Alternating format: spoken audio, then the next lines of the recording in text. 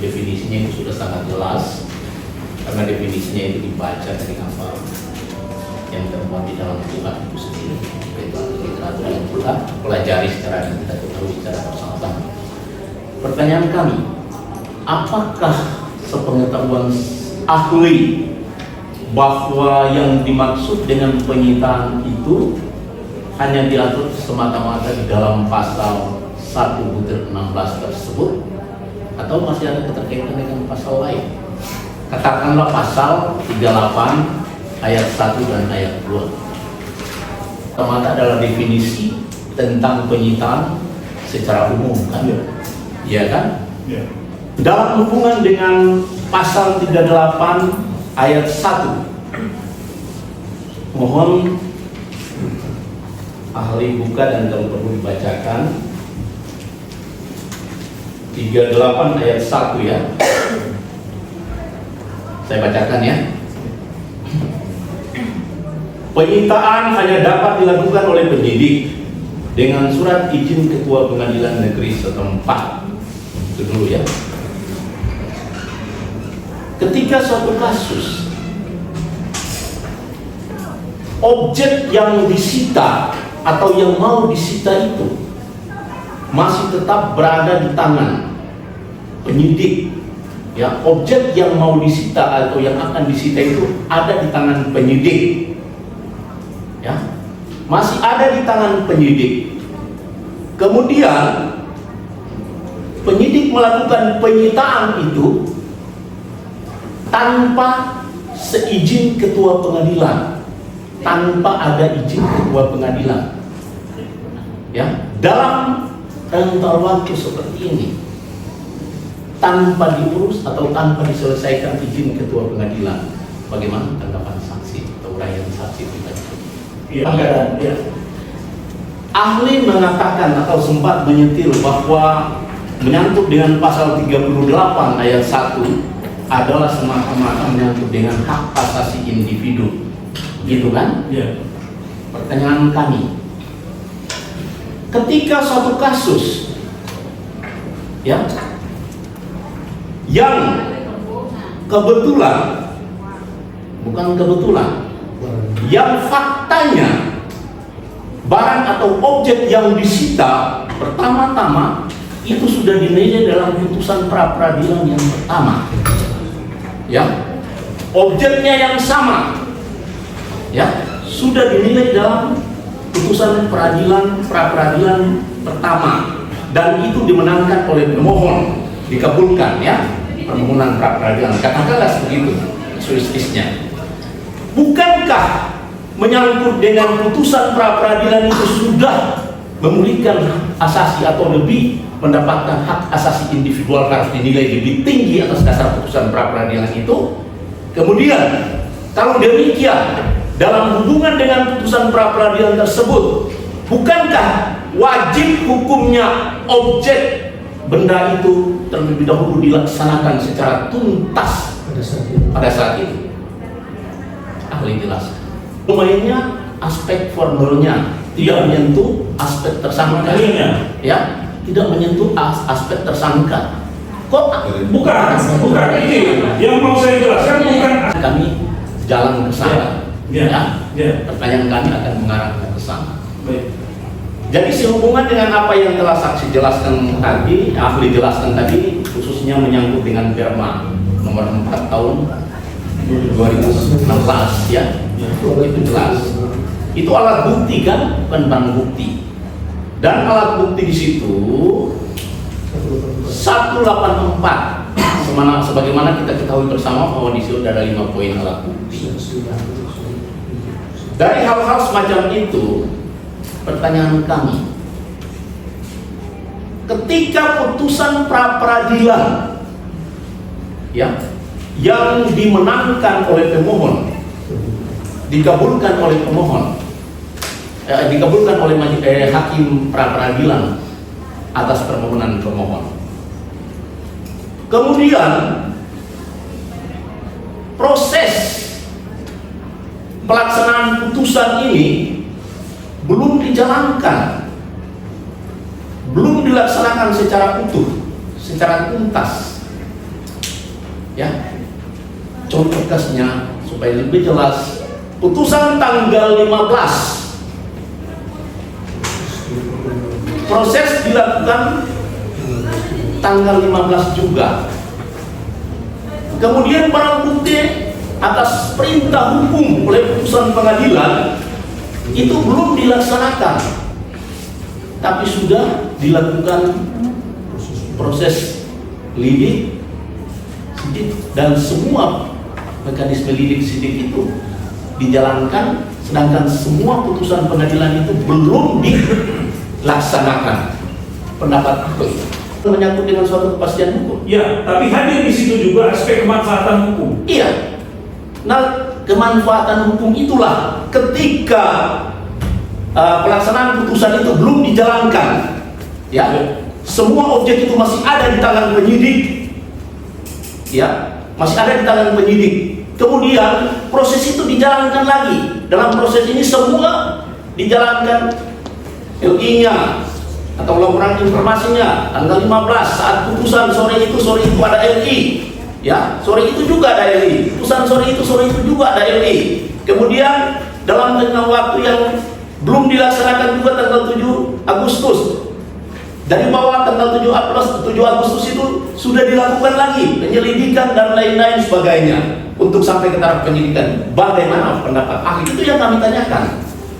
Ya, jadi timingnya, bagaimana dengan nasib putusan pengadilan yang belum dilaksanakan itu?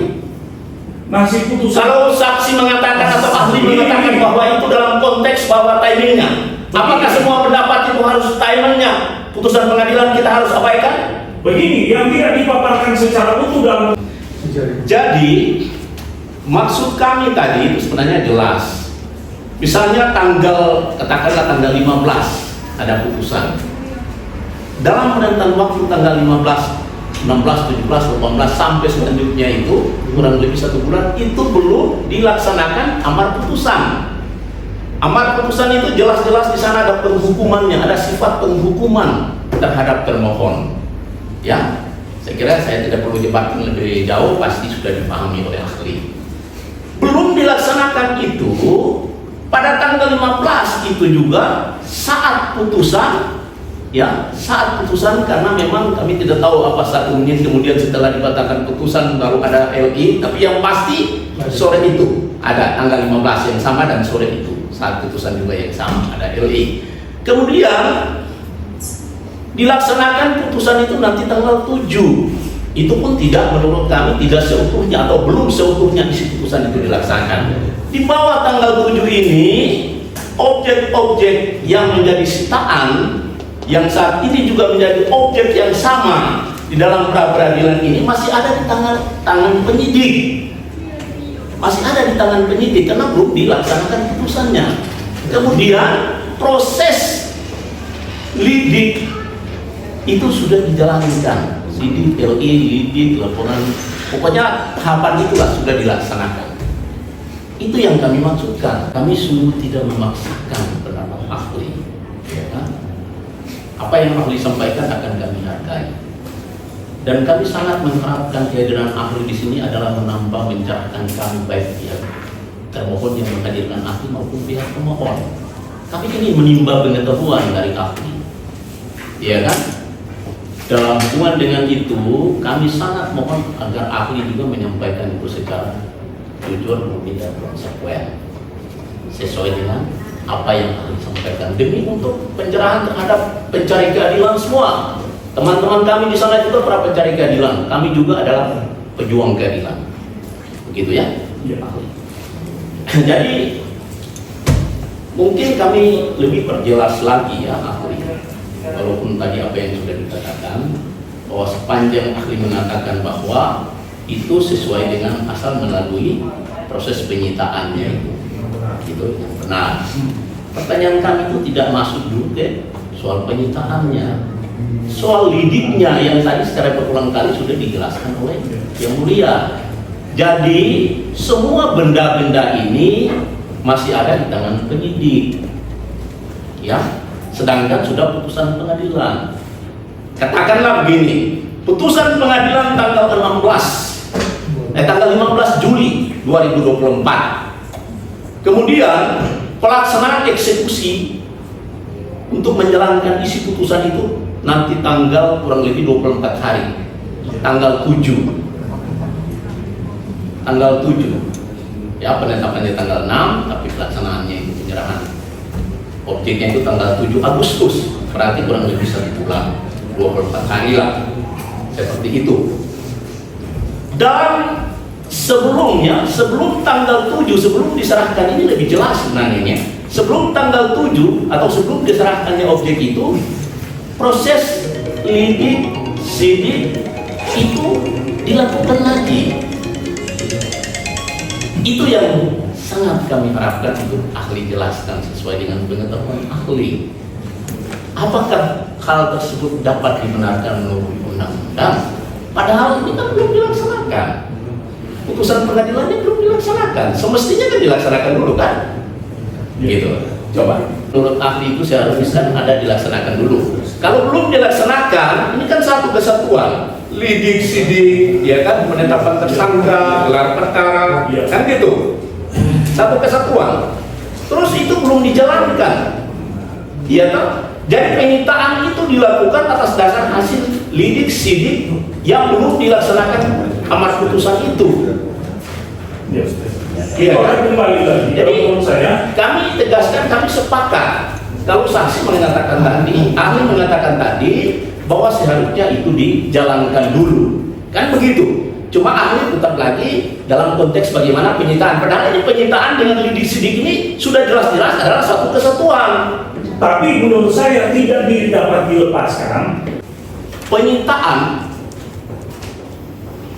Penyitaan pada tanggal 23 April tahun 2024, lokus dan tempus delicti itu ada di suatu tempat di bagian selatan, bagian utara. Lokus dan tempusnya, ya, terdapatnya di bagian utara Kota Manado, katakanlah begitu. Objeknya adalah 19 batangan emas, sama, ya. Kemudian 19 batangan emas, lokus dan tempusnya tadi itu pada intinya sudah tercover dalam putusan pra-peradilan yang lalu, pra-peradilan 07/2024. Tenggang waktunya itu sudah termuat di situ. Secara jelas nanti kami buktikan dalam kesimpulan juga sesuai dengan bukti-bukti yang sudah kami ajukan.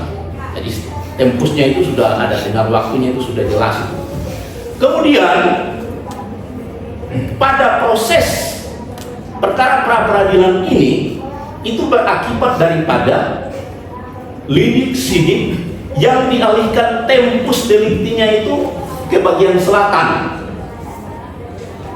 Tapi objeknya adalah sama, 19 batangan emas yang itu juga. Padahal uraian tenggang waktu itu sudah dalam proses laporan yang pertama dan sudah tercover dalam putusan nomor 7/2024. Pertanyaan kami, bagaimana pendapat ahli tentang hal ini? Dari apa yang ahli katakan, kalau kami mengatakan begini, ini kami angkat dari pendapat ahli. Apakah suatu putusan pra-peradilan yang telah dimenangkan yang telah dikabulkan oleh hakim pra-peradilan, kemudian pra-peradilan ini sehari kemudian ditangkap lagi, diperiksa lagi, jadikan tersangka lagi, kasus baru, objeknya yang sama, kemudian itu berkelanjutan terus. Bagaimana pendapat ahli itu? Tidak berkesudahan. Begini, bukan tidak Menyangkut dengan belum diterbitkannya penghentian penyidikan, surat perintah penghentian penyidikan, kan beda, iya tak? Jadi sebelum putusan pengadilan katakanlah nomor 07/2024 pra-peradilan itu dilaksanakan bukan dalam pengertian dilaksanakan itu dalam kaitan dengan penyerahan barang bukti dikembalikan, tapi belum diterbitkan dengan surat perintah penghentian penyidikan, tapi sudah dimulai proses baru. Dan surat perintah penghentian penyidikan itu harus dibuktikan kalau memang benar demikian. kalau memang benar demikian.